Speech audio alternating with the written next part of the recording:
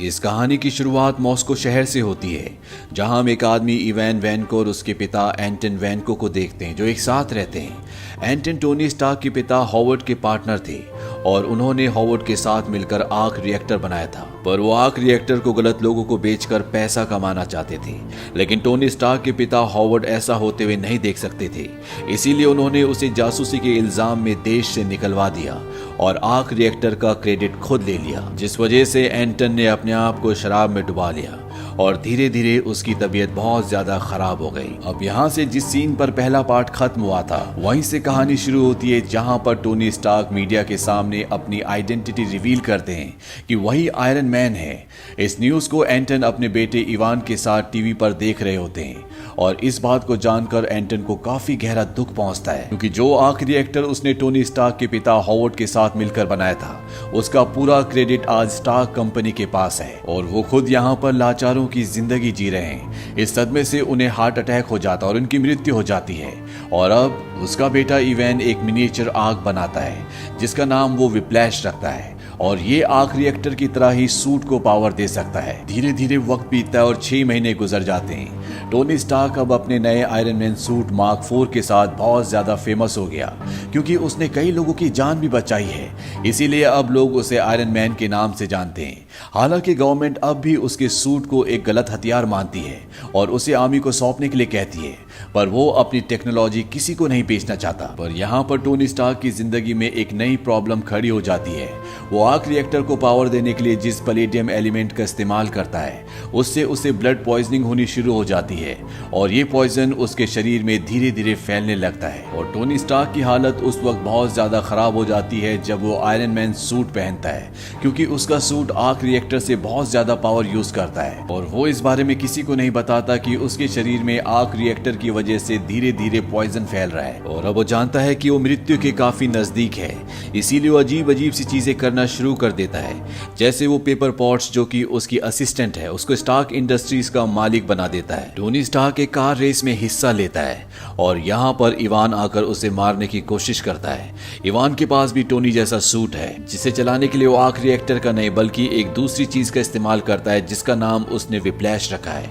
Tony अपना suit पहन लेता है।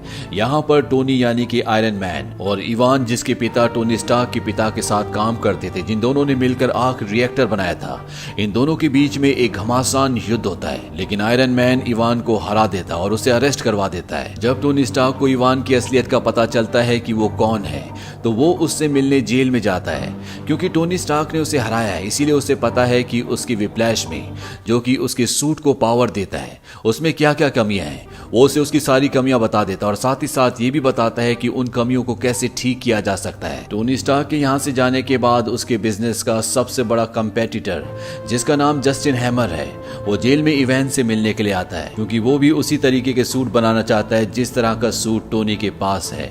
वो अच्छी तरह जानता है कि इवान ये चीज कर सकता है, क्योंकि वो एक सूट पहले बना चुका है। इसीलिए वो उसे जेल से छुड़वा देता है और दुनिया के सामने साबित कर देता है कि उसकी मृत्यु हो गई, ताकि कोई भी उस तक पहुंचने की कोशिश ना करे। अब जस्टिन हैमर चाहता है कि इवान उसके लिए वैसी सूट बनाए जैसे आयरन मैन के पास है, ताकि वो इन सूट्स को गवर्नमेंट को बेच सके। वहीं दूसरी तरफ टोनी स्टार्क को दिखाया जाता है, जिसका बर्थडे है।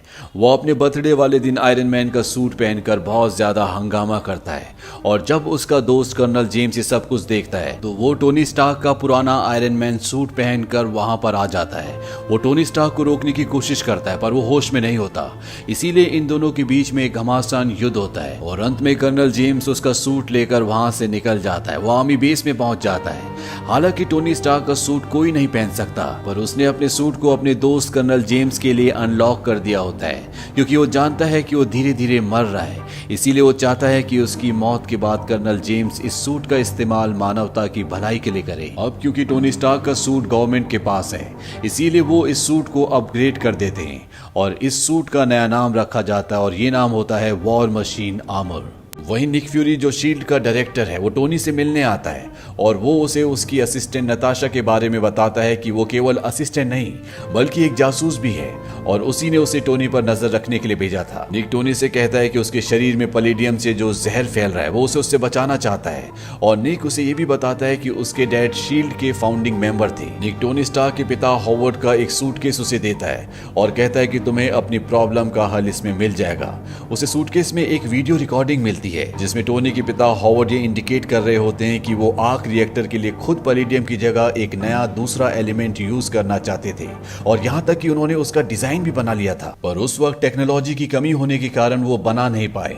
पर वो ये जरूर जानते थे कि उनका बेटा ये जरूर बना लेगा और उस रिकॉर्डिंग में ये भी इंडिकेट किया होता है कि उनका डिजाइन कहां पर है। टोनी स्टार्क को डिजाइन मिल जाता और वो समझ जाता है कि उसके पिता क्या बनाना चाहते थे और वो उस एलिमेंट को बना लेता है, यानी कि अब उसे आर्क रिएक्टर में पैलेडियम एलिमेंट इस्तेमाल नहीं करना पड़ेगा और ना ही उसकी बॉडी में पॉइजन फैलेगा। साथ ही साथ वो अपने लिए एक नया आयरन मैन सूट भी बनाता है। वहीं दूसरी तरफ इवान को दिखाया जाता है जो दुनिया की नजरों में मर चुका है। वो टोनी स्टार्क की बताई हुई कमियों से अपने आर्क रिएक्टर को पूरी तरह से इम्प्रूव कर लेता है। इसके बाद वो टोनी स्टार्क को कॉल करता है। वो उसे बताता है कि उसने एक बहुत बड़ी रोबोटिक आर्मी बनाई है जो ठीक उसी तरह से दिखती है जिस तरह से आयरन मैन। वो टोनी स्टार्क को कहता है कि अगर तुम्हारे अंदर हिम्मत है तो तुम उस आर्मी का सामना करके दिखाओ। दरअसल वो अपने पिता की मौत का बदला आयरन मैन यानी कि टोनी स्टार्क से लेना चाहता है। टोनी स्टार्क यहाँ पर समझ जाता है कि इवान जस्टिन हैमर जो कि हथियारों का एक बहुत बड़ा डीलर है उसके साथ काम कर रहा है। वहीं दूसरी तरफ हथियारों के डीलर जस्टिन हैमर को दिखाया जाता है जो सबके सामने आर्मी, नेवी, एयरफोर्स की अलग अलग रोबोटिक सेना को पेश करता है जो कि इवान ने बनाई है। वो सबको बताता है कि आने वाले वक्त में डिफेंस का पूरा चेहरा बदल जाएगा। यहाँ पर कर्नल जेम्स भी होते हैं जिन्होंने टोनी स्टार्क का वो सूट पहना होता है जिसे इवान ने बहुत ज्यादा मॉडिफाई कर दिया है, जिसका नया नाम वॉर मशीन है। और अब आयरन मैन भी यहाँ पर पहुंच जाता है। वो जेम्स को कहता है कि इवान जिंदा है और यहाँ पर जितने भी लोग हैं सबकी जान खतरे में है। पर इससे पहले कि ये कुछ कर पाते इवान यहाँ पर जितने भी रोबोट्स यानी कि ड्रोन्स होते हैं उन सबको हैक कर लेता है। साथ ही साथ वो कर्नल जेम्स के सूट को भी हैक कर लेता है, यानी कि कर्नल जेम्स का सूट और यहाँ पर जितने भी रोबोट्स हैं वो सब के सब उसके कब्जे में है। वो जो चाहे उनसे करवा सकता है। आयरन मैन यहाँ पर लोगों को नुकसान ना पहुंचे इसीलिए एक खाली जगह पर चला जाता है क्योंकि वो जानता है कि इवान अपनी रोबोटिक सेना उसके पीछे भेजेगा और अब आयरन मैन उसकी रोबोटिक सेना से लड़ना शुरू कर देता है। वहीं दूसरी तरफ हमें आयरन मैन की असिस्टेंट नताशा को दिखाया जाता है जो कि ब्लैक विडो है। वो उस जगह पहुंच जाती है जहां से इन सब को इवान ने अपने कंट्रोल में लिया था। वहां पर इवान नहीं होता पर वो किसी तरह से उस सूट को जिसके अंदर कर्नल जेम्स है जिसका नाम वॉर मशीन है उसे फ्री कर देती है और अब कर्नल जेम्स का सूट उनके कंट्रोल में है। इसके बाद टोनी स्टार्क और जेम्स ये दोनों के दोनों मिलकर उन ड्रोन से रोबोट से लड़ना शुरू कर देते हैं।